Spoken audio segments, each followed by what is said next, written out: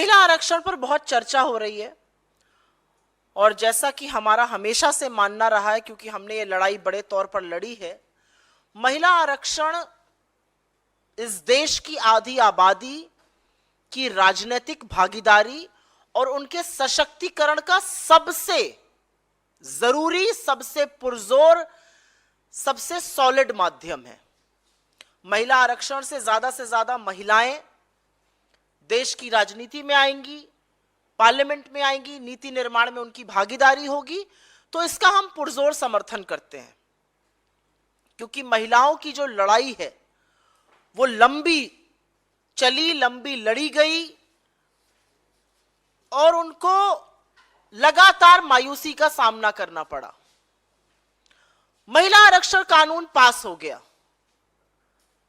लेकिन ऐसा लगता है और मुझे लगता है कि यहां बैठी महिलाएं ये बात जरूर समझेंगी कि किसी ने हाथ में बड़े स्वादिष्ट व्यंजन का एक कौर, एक निवाला दिया, लेकिन मुंह तक लाते लाते उसको छीन लिया गया।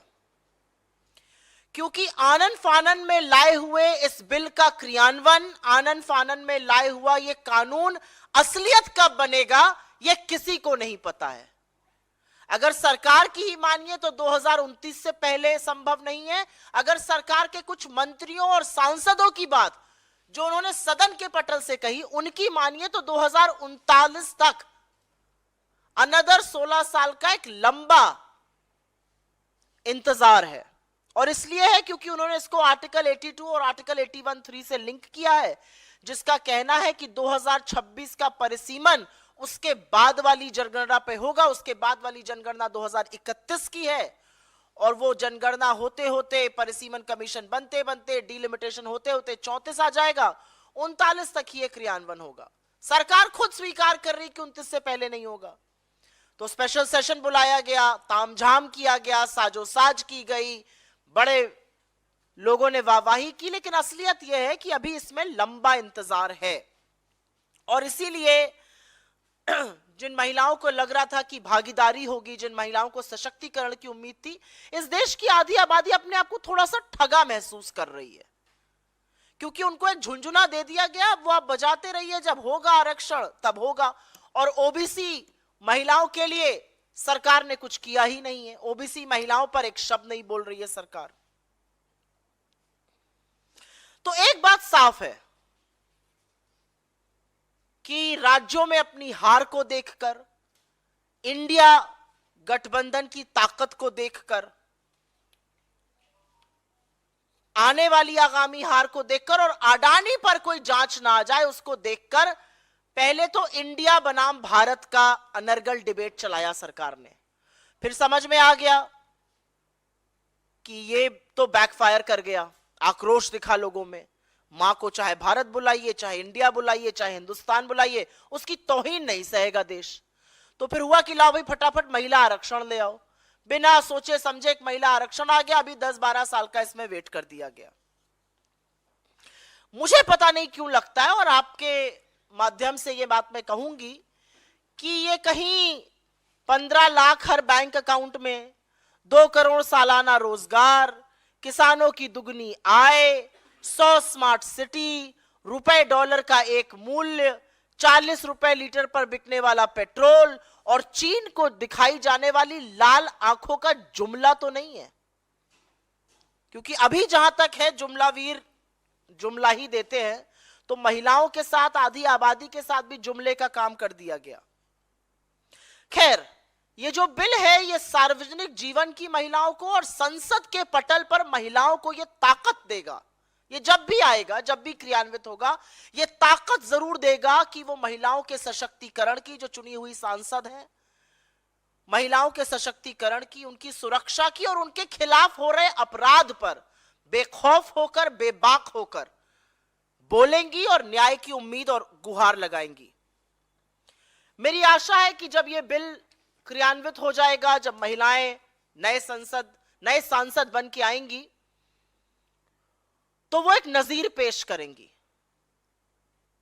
वो देश को और दुनिया को दिखाएंगी कि महिला सांसद बनकर वो अपनी जिम्मेदारी को पूरा कर रही हैं। वो महिलाओं के सम्मान के लिए, उनकी सुरक्षा के लिए, उनके हक की लड़ाई लड़ेंगी। ये एक फोटो है, ये भाजपा की तमाम वो महिला सांसद हैं। जब ये बिल पास हो गया तो उन लोगों ने प्रधानमंत्री से मिलकर उनका अभिवादन किया और साथ में ये तस्वीर खिंचवाई। अच्छा लगता है ये तस्वीर देखकर, सच मानिए मुझे भी बहुत खुशी हुई। महिलाओं को सशक्त देख के कौन खुश नहीं होता। देश की आधी आबादी है, हम इस आबादी का हिस्सा है। बहुत अच्छा लगा इस तस्वीर को देखकर, मन वाकई में खुश हो गया।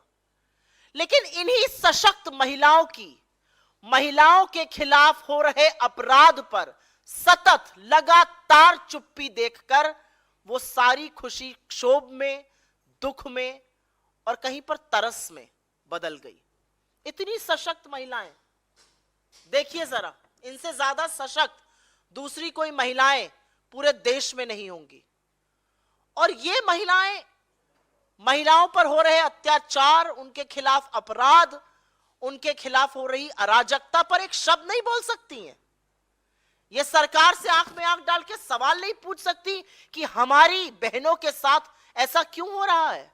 ये है वो महिलाएं जिन्होंने पिछले 9.5 सालों से अपनी आंखों पर पट्टी और मुंह पर ताला लगाया हुआ है। तो सशक्तिकरण का ये जो रूप है, ये एक्चुअली मौन, चुप्पी और सत्ता की लोलुपता की दूसरी तस्वीर है। मैं आशा करती हूं कि इस कानून के बनने के बाद जो महिला सांसद, जो महिला नेत्रियां सदन में आएंगी, वो 2018 में जब कठुआ में एक 8 साल की बच्ची को नशे की दवाई देकर 1 हफ्ते तक उसका सामूहिक बलात्कार करके उसकी हत्या हो जाती है, और उसके बाद भाजपा के लोग आरोपियों के साथ खड़े नजर आते हैं, उस पर अपनी चुप्पी जरूर तोड़ेंगी। वो नई महिला सांसद इन महिला सांसदों की तरह चुप नहीं रहेंगी, वो न्याय की मांग करेंगी कठुआ की उस 8 साल की बच्ची को लेकर। मैं आशा करती हूं कि जो नई महिला सांसद सदन में आएंगी वो इन महिला सांसदों की तरह कुलदीप सिंह सेंगर, जो हत्या और रेप के आरोपी नहीं दोषी पाए गए, उनको हटाने की तुरंत गुहार लगाएंगी, कोर्ट की टिप्पणी का इंतजार नहीं करेंगी। वो अपने साथी सहकर्मियों से कहेंगी कि कुलदीप सिंह सेंगर दोषी पाए गए, उनके घर का चक्कर लगाना, उनका चरण वंदन करना, उनका महिमा मंडन करना बंद कर दो। वो आशा करेंगी कि जिस बच्ची के पिता, उनके चाचा, उनकी मौसियों की ट्रक दुर्घटना में हत्या हो जाती है, वो कैसे हो जाती है। वो नई महिला सांसद इन महिला सांसदों की तरह चुप नहीं बैठेंगी। मैं आशा करती हूं कि जो आने वाली भविष्य की महिला सांसद हैं, वो 2020 में जब शाहजहांपुर में भाजपा के नेता चिन्मय आनंद के खिलाफ एक लड़की यौन शोषण का आरोप लगाएगी, तो वो चुप नहीं बैठेंगी, वो अपनी आवाज और अपना स्वर उस पीड़िता के स्वर में मिलाएंगी। मैं आशा करती हूं, और यह भयावह था, लेकिन मैं आशा करती हूं कि जो नई महिला सांसद आएंगी वो इन महिला सांसदों की तरह भाजपा की हाथरस में जब एक 19 साल की बेटी का बलात्कार हो जाता है, बर्बरता होती है, उसकी मृत्यु के बाद 2:30 बजे रात को बिना उसके परिवार के जब उसको पुलिस और प्रशासन फूंक देते हैं, तो वो अपनी आवाज उठाएंगी। वो कहेंगी अपनी सरकार से कि आप पीड़िता का चरित्र हनन मत कीजिए। वो कहेंगी अपनी सरकार से कि प्रशासन के माध्यम से उनके परिवारों को डराइए मत, धमकाइए। वो ये कहेंगी, वो चुप नहीं रहेंगी इन महिला सांसदों की तरह। मैं आशा करती हूं कि जब नई भविष्य की महिला सांसद आएंगी तो वो लखीमपुर में पंचायत चुनाव में एक जनप्रतिनिधि के चीरहरण पे अपनी आवाज बुलंद करेंगी, वो चुप नहीं बैठेंगी। मैं आशा करती हूं कि जब अंकिता भंडारी की उत्तराखंड में हत्या की जाएगी, जब उसको जिस्म फरोशी के लिए मजबूर किया जाएगा और जब वो मना करेगी और जब भाजपा के नेता का बेटा उसकी हत्या करेगा और प्रशासन सारे सबूत मिटाने के लिए होटल पे बुलडोजर चला देगा, तो ये महिला सांसद कुछ बोलेंगी, इन महिला सांसदों की तरह चुप नहीं रहेंगी। यह आशा है मेरी इस देश की आधी आबादी, इस देश में आने वाली नई महिला नेत्रियों से। मैं आशा करती हूं कि जो नई महिला सांसद इस सदन में चुनकर आएंगी, वो देश की सबसे होनहार बेटियों को रोते हुए बिलखते हुए जब देखेंगी, जब वो देखेंगी कि उनको सड़कों पर पीटा जा रहा है, घसीटा जा रहा है, जब वो देखेंगी कि महीने भर से ऊपर ये बेटियां जिन्होंने देश का मान बढ़ाया है, गर्मी और धूप में बैठकर, बारिश के बीच में बैठकर आंदोलन कर रही हैं, वो जब सुनेंगी उनके यौन शोषण के आरोप, तो वो अपनी पार्टी और अपने नेतृत्व से कहेंगी कि बृजभूषण शरण सिंह को तुरंत पार्टी से निकाल फेंकिए। वो आंख पर पट्टी बांधने का इन महिला सांसदों की तरह काम नहीं करेंगी। मैं आशा करती हूं कि ये जो नई महिला सांसद आएंगी सदन में, वो इन महिला सांसदों की तरह मणिपुर पर मौन नहीं रहेंगी। मणिपुर पर जब नग्न औरतों को घुमाया जाएगा, जब आदमखोरों की भीड़ उनके शरीर को छलनी छलनी करेगी, उनके शरीर को छुएगी, तो ये नई महिला सांसद अपनी आवाज उठाएंगी। 78 दिन तक एक भयावह वीडियो का इंतजार नहीं करेंगी। वो पूछेंगी प्रधानमंत्री से, वो पूछेंगी गृह मंत्री से, वो पूछेंगी मुख्यमंत्री से कि आपकी नाक के नीचे इस देश की बेटियों के साथ ये हुआ और 78 दिन तक आप मौन और शांत क्यों रहे? क्योंकि अगर कोई महिला इन सब बातों पर अपनी चुप्पी नहीं तोड़ती है, अगर कोई महिला इन सब बातों पर मौन नहीं तोड़ती है, तो उसको सदन में रहने का कोई हक नहीं है। अगर आप आधी आबादी का प्रतिनिधित्व कर रहे हैं, अगर आप आधी आबादी के नुमाइंदे हैं, तो सबसे पहले आपको आधी आबादी की सुरक्षा, उनके खिलाफ अपराध, उनके खिलाफ हो रहे अत्याचार, उनके खिलाफ हो रही बर्बरता और उनके खिलाफ जिन लोगों ने किया है उनको मिल रहे राजनीतिक संरक्षण के खिलाफ बोलिएगा, जो इन महिला नेत्रियों ने दुर्भाग्यवश नहीं किया। मैं आशा करती हूं कि भारत जो वीरांगनाओं की भूमि है और एक से एक वीरांगनाएं हुई यहां, भारत जहां पर मां के पैर में जन्नत और स्त्री को देवी का दर्जा दिया जाता है, वो स्त्री को, उसके वजूद को पहचानेगा और ये महिला नेत्रियां जो चुप रही, ये सबक सीखेंगी। आने वाली महिला नेत्रियां, आने वाली महिला सांसद, मैं आशा करती हूं कि अत्याचार को देखकर चुप नहीं रहेंगी, वो बर्बरता को देखकर मौन नहीं रहेंगी, वो बोलेंगी, वो बेखौफ होंगी, वो निडर होंगी, वो अपनी सत्ता की लोलुपता के पीछे नहीं छुपेंगी। उनको कोई फर्क नहीं पड़ेगा कि अत्याचारी कौन है, उनको यह फर्क पड़ेगा कि अत्याचार एक महिला पर हुआ है जो दुर्भाग्यवश इन हंसते हुए चेहरों ने कभी नहीं किया। I will very briefly make a statement in English on this and then I will take your questions. The Women's Reservation Bill is a long-awaited judgment, on the empowerment of women, a long-awaited legislation that has been passed. We welcome its passage. We obviously have serious issues with how delayed it's going to be, because this looks like yet another tall promise that may not see the fruition of day. You never know when it happens. According to the government's own admission, it will not happen before 2029. According to what some MPs and ministers of the government have said in the House, it's linked to delimitation and census, and delimitation of 2026, according to Article 82 and 81(3) of the Constitution, cannot happen before the census of 2031. So realistically speaking, are we going to wait up until 2039? Because it looks like there was a carrot that was dangled for the women of this country, and then they were told, wait and wait for much longer.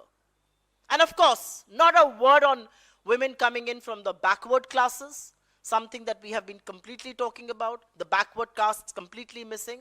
But what is missing most, and I want to say here, when a woman gets elected to parliament, and parliament is our highest decision-making body, when a woman gets elected to parliament, each one of us expects her to speak against injustice meted out to other women, to speak against gruesome crime that happens to other women, to speak for fairness for other women, to speak for equality, to speak for justice, and most of all, to speak for women to be empowered. I saw a picture. It's a beautiful picture, actually. It's a picture of BJP's women MPs. They all thronged around Mr. Modi, congratulating him after the Women's Reservation Bill was passed. It's a picture that makes all of us happy. I was very happy to see this picture. But the moment I thought about how each one of these women, not one, not two, but each one of these smiling faces have kept conspicuously quiet each time a gruesome crime has happened against some woman or the other across the country, it hangs my head in shame. Because I was expecting that women like them, and they are the most empowered, the most powerful women of this country, elected to the highest decision-making body, that is India's parliament. They kept quiet each time incidents of crime happened to women across the country. And so I expect that new members of parliament, new women who will be elected to our legislatures, are not going to keep quiet when an 8-year-old is going to be drugged, brutally raped and murdered in Kathua. She is not going to stand up for those who are perpetrators of this crime. She is going to ask for justice, unlike what these women did. I do hope that the new MPs, who are women who get elected, are not going to keep quiet when Kuldeep Sengar is found guilty, not charged, but guilty of rape and murder. They're not going to keep quiet when a 19-year-old level serious charges, her father, her uncle, her aunts die in the process. They are not going to wait for the High Court to give its observations, and only then will law enforcement move against Kuldeep Singh Sengar. I do hope they will not keep quiet, unlike these women, when sexual exploitation charges are leveled against Chinmay Anand in Shahjahanpur. I hope they will not keep quiet when elected representatives are disrobed and their clothes are torn in Lakhimpur, unlike these women who did not say a word. I do hope they will not keep quiet when Ankita Bhandari is forced for sexual exploitation, and when she refuses, she's murdered brutally. And to ensure there is no proof that will trace it back to the BJP leader, the entire hotel is bulldozed. I hope they will ask for justice, because these women in our legislatures have not done that. I do hope that the new women MPs are not going to keep quiet when they see India's most decorated athletes being dragged on roads. They have brought us maximum glory. They will not keep quiet when they are dragged on roads, mercilessly beaten up, because they level sexual exploitation charges against one of BJP's MPs. I hope the new members of parliament are going to speak against the BJP, are going to speak against the leadership and say a man like Brij Bhushan Sharan Singh, who's charge-sheeted for sexual exploitation, cannot be a part of our decision-making, cannot be our colleague in parliament. I certainly do hope that the new members of parliament are not going to keep quiet when a Dalit girl, all of 19 years, is raped, murdered, and burnt without the presence of her family at 2:30 in the morning in Hathras. Because these women legislators did not do that. These women legislators did not say that what happened in Hathras was a shame on humanity. It was a blot on being a woman. They did not raise their voice on the fact that there was victim shaming, that the UP police and the UP administration and the BJP leaders continued to say there was no rape. And I do certainly hope that the new legislators, the new MPs who come to parliament, are not going to keep quiet when two women are paraded naked in Manipur. I hope they will not keep quiet for 78 days and they will raise the questions to the Prime Minister, to the Home Minister, to the Women and Health Minister, to the women departments in this country. I do hope they will ask, what is our double-engine government doing in Manipur? I do hope they will ask the Women Commission, why did they not lodge a complaint? Because when you elect women, you expect them to speak for other women, to speak for one half of humanity. You expect them to voice their opinion and ask for justice when women are denied justice across the country. You don't expect them to be mute spectators with smiling faces for cameras and not speaking a word for another woman in this country. Women in the BJP who have been elected to parliament, with all due respect to the election, have really let down half the country's population.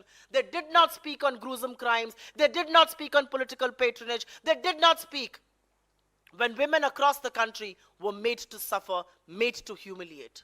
And I do hope the Women's Reservation Bill and whoever gets elected is going to change that.